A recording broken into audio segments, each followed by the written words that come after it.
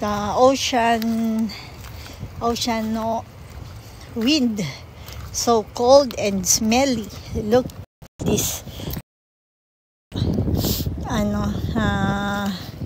stones ocean, many seashells here, mga nakadikit na. I have many collections and I always go here and pick up some healing stones or whatever stones I want to pick up. Many kinds of stones here po. You see the ocean, so very cold. If you are here, you can see over the mountain. Ayan.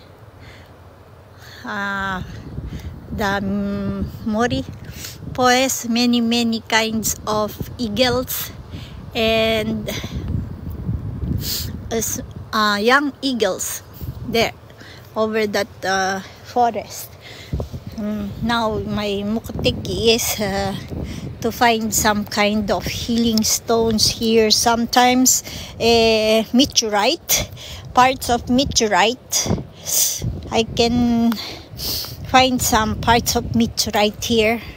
Once it has a typhoon and had a thunderstorm, but very rare, very sometimes has, sometimes no have, sometimes have, sometimes no have meteorite here.